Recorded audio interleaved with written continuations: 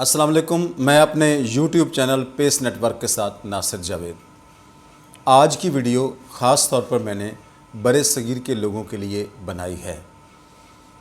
یقیناً برے صغیر میں کوئی بھی ایسا شخص نہیں ہوگا جو ایسٹ انڈیا کمپنی سے واقف نہ ہو، لیکن کچھ لوگ ضرور ایسے ہوں گے جو اس کی تاریخ سے، اس کی آمد اور پھر اس کی لوٹ مار سے واقف نہیں ہوں گے۔ تو آج کی ویڈیو ایک لحاظ سے انفارمیٹیو بھی ہے ان لوگوں کے لیے جو برے صغیر میں ایسٹ انڈیا کمپنی کی آمد کے بارے میں بہت کم نالج رکھتے ہیں۔ تو آج میں آپ کو بتاؤں گا کہ ایسٹ انڈیا کمپنی کس طریقے سے برے صغیر میں پہنچی اور پھر کس طریقے سے اس نے برے صغیر پر اپنے قدم جمائے۔ لیکن اس سے پہلے کہ ہم اس ویڈیو کی ڈیٹیل کی طرف بڑھیں، سب سے پہلے آپ میرا چینل سبسکرائب کر لیجئے تاکہ آنے والی ویڈیوز آپ کو موصول ہوتی رہیں۔ تو فرینڈز، یہ دور تھا جلال الدین اکبر کا، اور اکبر اس وقت دنیا کے امیر ترین بادشاہ سمجھے جاتے تھے۔ یہ 16ویں صدی کا آخری سال تھا۔ ہندوستان اس وقت دنیا کے لیے سونے کی چڑیا بن چکا تھا، کیونکہ دنیا کی ٹوٹل پروڈکٹس کا ہندوستان 25% پیدا کرتا تھا۔ اگر آپ اس کا برطانیہ سے موازنہ کریں، اس وقت کے برطانیہ سے، تو اس وقت برطانیہ خانہ جنگی کا شکار تھا، ایک زرعی ملک تھا اور دنیا کی ٹوٹل پروڈکشن کا جسٹ 3% پیدا کرتا تھا۔ اس سے آپ اندازہ لگا سکتے ہیں کہ ہندوستان جو ہے وہ ترقی کی دوڑ میں کتنا آگے تھا۔ یہ دور برطانیہ میں ملکہ الزبتھ کا تھا، اور یورپ کی بڑی طاقتیں پرتگال اور اسپین برطانیہ کو بہت پیچھے چھوڑ چکی تھی۔ یہ وہ دور تھا جب برطانوی قزاق تاجروں کے روپ میں تجارتی قافلوں کو لوٹا کرتے تھے۔ برطانیہ کے مہم جو تاجر بحر ہند، خلیج فارس اور جنوب مشرقی ایشیا میں تجارتی سفر کرتے ہوئے ان علاقوں کی خوشحالی کی خبر برطانیہ تک پہنچا چکے تھے۔ مشرق سے مسالہ جات کے حصول کے لیے برطانیہ کی لیونٹ کمپنی 2 بار ناکام کوشش کر چکی تھی۔ فگ اور ایک اور مہم جو سر جیمز لینکاسٹر سمیت 200 سے زائد برطانیہ کے تاجر اور با اثر افراد جو ہیں وہ ہندوستان کے بارے میں معلومات حاصل کر چکے تھے۔ 31 اکتوبر یعنی 31 اکتوبر 1600 کو برطانیہ کی ملکہ نے اجازت دی کہ ایک کمپنی مشرقی ایشیا میں تجارت کر سکتی ہے اور واحد کمپنی ہوگی جو وہاں تجارت کرے گی اور اسے اجارہ داری حاصل ہوگی۔ جی ہاں، اس کمپنی کا نام ہے ایسٹ انڈیا کمپنی۔ 1608 میں کیپٹن ولیم ہاکنز اپنے بحری جہاز کو لے کر ہندوستان کی بندرگاہ سورت پر آتا ہے، سورت جسے آج کل گجرات کہا جاتا ہے۔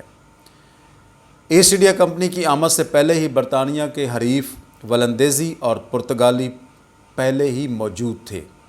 اس وقت کسی کو شاید اندازہ ہی نہ ہو کہ یہ کمپنی دنیا کی امیر ترین آبادی کے 1/4 حصے پر حکومت کرے گی۔ ہندوستان میں اس وقت اکبر کے بیٹے سلیم، جو کہ نور الدین جہانگیر کے لقب سے مشہور تھے، ان کی حکومت تھی۔ شہزادہ سلیم نے بادشاہ بنتے ہی بہت سی اصلاحات کی، جس میں ناک، کان اور ہاتھ کاٹنے کی سزاؤں کو معطل کر دیا، شراب اور دوسری نشہ آور اشیاء پر پابندی لگا دی، جانوروں کا خاص مواقع پر ذبح کرنا بند کر دیا، کئی ناجائز محصولات ختم کر دیے، سڑکیں، سرائے اور کنویں تعمیر کیے، وراثت کے قوانین پر سختی سے عمل کروایا اور سرکاری ہسپتالوں میں مفت علاج کی سہولتیں بھی فراہم کرنے کا حکم دیا۔ فریادیوں کی داد رسی کے لیے محل کی دیوار کے ساتھ زنجیر عدل لٹکائی گئی۔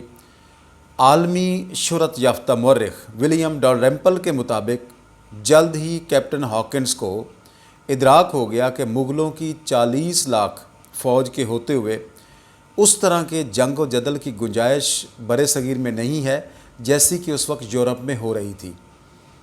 یہاں ضرورت تھی ان کے ساتھ تعاون کرنے کی اور بادشاہ کے اجازت کی۔ ہاکنز افغان معزز شخص کے روپ میں مغل دارالحکومت آگرہ میں 1 سال میں پہنچا۔ ہاکنز کو جہانگیر سے تجارت کی اجازت تو نہ ملی، پھر وہ برطانیہ سے سفارتکار اور رکن پارلیمنٹ سر تھامس راؤ शाही एलची की सूरत में 1615 में मुग़ल दारुल-हुकूमत आगरा पहुंचा। बादशाह के लिए बड़े तहफ़ लेकर आया, जिसमें शिकारी कुत्ते और शराब के साथ और भी बहुत से तहफ़ थे। जहांगीर बरतानिया के साथ तिजारत के तल्लुकात को फ़रोग़ नहीं देना चाहते थे। सर थॉमस रॉ 3 साल तक बादशाह को कायल करने में मसरूफ़ रहे। बिल आखिर अपने मकसद में कामयाब हुए। जहांगीर ने ईस्ट इंडिया कंपनी के साथ एक मुआहदा किया। इस मुआहदे के तहत कंपनी और बरतानिया के तमाम ताजिर बंदरगाहों और पूरे हिंदुस्तान में ख़रीदो फ़रोख्त कर सकते थे। बदले में यूरोपीय मसनूआत हिंदुस्तान को देने का वादा किया गया, लेकिन ये वो दौर था जब यूरोप में कुछ पैदा ही नहीं होता था। तय ये पाया कि कंपनी के जहाज़ बादशाह के लिए यानी महल के लिए जो भी तहफ़ और नवादरात लाएंगे उन्हें खुशी से कबूल कर लिया जाएगा। कंपनी के ताजिर हिंदुस्तान से सूत, तेल, पोटाशियम नाइट्रेट और चाय ख़रीदते और उन्हें यूरोप में बेचकर खूब मुनाफा कमाते। कंपनी की सरमायाकारी की बुनियाद मर्चेंडाइज सरमायाकारी पर थी, यानी कंपनी जो चीज़ खरीदती मुआवजा चांदी की सूरत में अदा करती थी।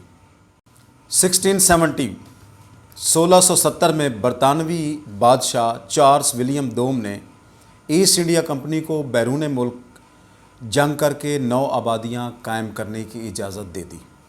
बरतानवी असला से लैस कंपनी की फ़ौज ने सबसे पहले हिंदुस्तान में पुर्तगाली, वलंदेज़ी और फ़्रांसीसी हरीफ़ों से मुकाबला किया और बहुत सारी जंगों में कामयाब रहे। आहिस्ता आहिस्ता कंपनी ने बंगाल के साहली इलाकों पर भी कब्ज़ा जमा लिया, लेकिन इस दौरान यानी 17वीं सदी में मुग़लों से आमना सामना सिर्फ एक बार हुआ, यानी 1681 में कंपनी के अहलकारों ने डायरेक्टर सर चार्ल्ड से शिकायत की कि बंगाल में मुग़ल बादशाह औरंगज़ेब आलमगीर के भांजे नवाब शाइस्ता खान के अहलकार टैक्स और दीगर मामलात में उन्हें तंग करते हैं। चार्ल्ड ने अपने बादशाह को फ़ौजी मदद के लिए भी लिखा। चुनाचे 1686 में लंदन से एक बहुत बड़ा बहरी बेड़ा बंगाल के लिए रवाना हुआ। इस बहरी बेड़े में 19 जंगी जहाज़, 200 तोपें और 600 फ़ौजी अहलकार सवार थे, जबकि दूसरी तरफ मुग़ल फ़ौज भी पूरी तरह तैयार थी। जिस जंग में बहरहाल मुग़ल फ़ौज फाते रही। तारीख़दान विलियम डलरैम्पल लिखते हैं कि बरतानवी फ़ौज को मुग़ल फ़ौज ने मक्खियों की तरह मारा।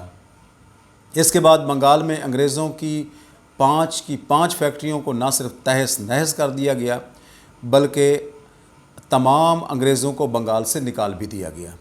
सूरत फैक्ट्री बंद कर दी गई, जबकि बम्बे को ब्लॉक कर दिया गया। कंपनी के मुलाजमीन को जंजीरों में बांधकर शहरों में घुमाया गया और उन्हें चोरों और कातलों की तरह शदीद हतक का निशाना बनाया गया। कंपनी के पास अब माफ़ी मांगने और अपनी फैक्ट्रियों की वापसी के लिए बादशाह के दरबार में भिखारियों की तरह पेश होने के अलावा कोई चारा नहीं था। ताज बरतानिया ने सरकारी सतह पर कंपनी की इस कार्रवाई की मजम्मत की और मुग़ल बादशाह से माफ़ी मांगी। बहरहाल मुग़ल बादशाह औरंगज़ेब आलमगीर ने 1619 में कंपनी को माफ़ कर दिया। 17वीं सदी के आखिर में ईस्ट इंडिया कंपनी चीन से सिल्क और चीनी के बर्तन खरीदती थी और अदायगी चांदी की सूरत में करना पड़ती थी, क्योंकि इनके पास कोई मसनूआत ऐसी नहीं थी जिनकी चीन को ज़रूरत हो। इसका हल ये निकाला गया कि बंगाल में पोस्त की काश्त और सूबा बिहार में फैक्ट्रियां लगाकर अफ़ीम तैयार करना शुरू कर दी गई और इसे फिर चीन स्मगल करना शुरू किया गया। ये वो वक्त था जब चीन में अफ़ीम का इस्तेमाल ना होने के बराबर था। ईस्ट इंडिया कंपनी ने चीनी एजेंटों के ज़रिए चीन में अफ़ीम का इस्तेमाल बढ़ाया। अफ़ीम की फ़रोख्त से कंपनी ने रेशम और चीनी के बर्तन भी ख़रीदे और मुनाफा भी खूब कमाया। जब चीनी हुकूमत ने अफ़ीम की इस तिजारत को रोकने की कोशिश की और जो अफ़ीम चीन में आई थी इसे ज़ाया किया गया, तो चीन और बरतानिया के दरमियान कई जंगें हुईं। इन जंगों में चीन को शिकस्त का सामना करना पड़ा और बरतानिया ने चीन से हकारत अमेज़ शराइत पर कई मुआहदे किए।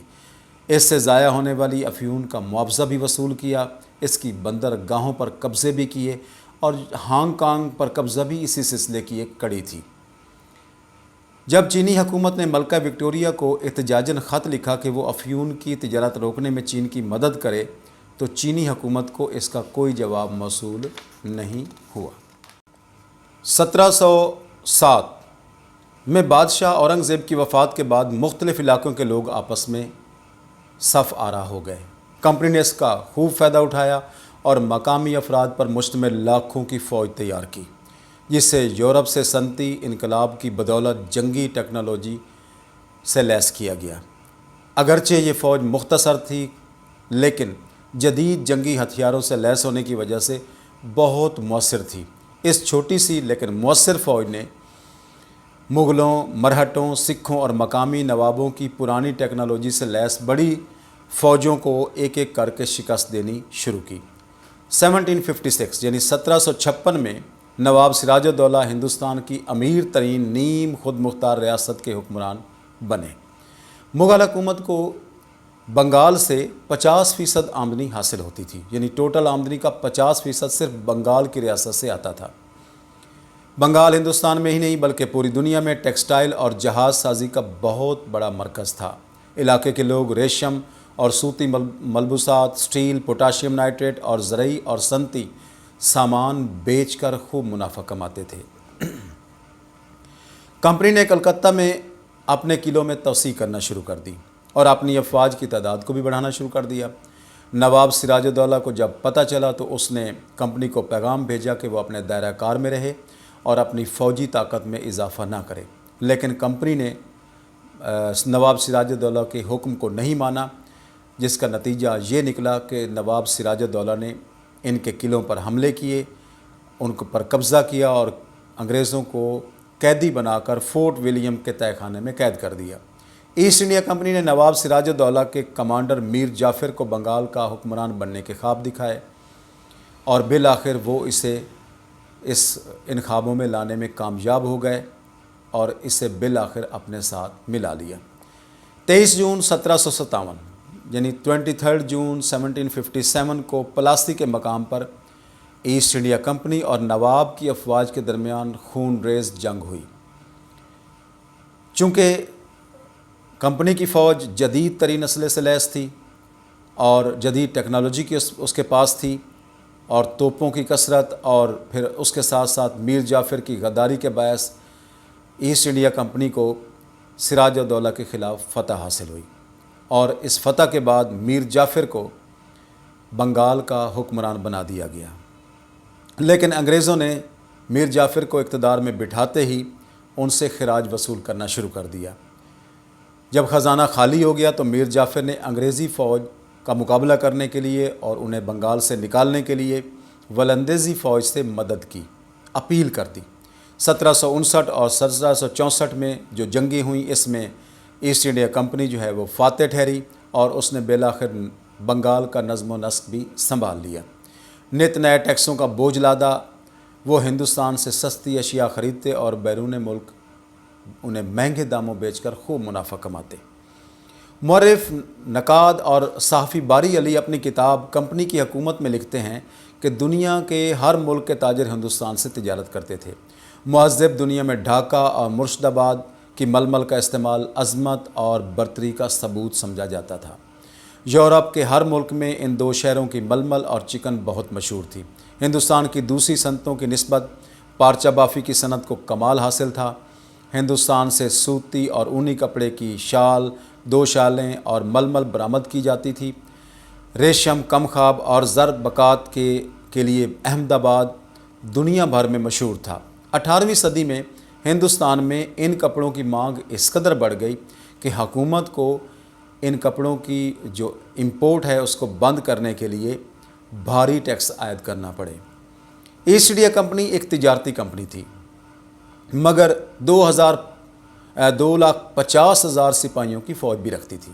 جہاں تجارت سے منافع نہ ہوتا وہاں فوج اسے ممکن بنا دیتی۔ کمپنی کی فوج نے اگلے 50 برس میں ہندوستان کے بیشتر علاقوں پر قبضہ جما لیا۔ ان علاقوں میں کمپنی کے باگزار مقامی حکمران حکومت کرنے لگے۔ بظاہر اقتدار مقامی حکمرانوں کے ہاتھ میں تھا، مگر ہر ریاست کی زیادہ تر آمدن انگریزوں کی تجوریوں میں پہنچ جاتی۔ عوام بیچارے مجبور تھے۔ اگست 1765 میں ایسٹ انڈیا کمپنی نے مغل بادشاہ عالم کو شکست دی۔ لارڈ کلائیو نے ان سے مشرقی صوبوں بہار، بنگال اور اڑیسہ کا ٹیکس وصول کرنے کے اور عوام کو کنٹرول کرنے کے حقوق صرف 26 لاکھ روپے سالانہ کے عوض حاصل کر لیے۔ اس کے بعد کمپنی تو ہندوستان کی مالک ہی بن گئی۔ مورخ سید حسن ریاض کے مطابق اس زمانے میں یہ بات زبان زد عام تھی کہ خلق خدا کی، ملک بادشاہ کا اور حکم جو ہے کمپنی بہادر کا۔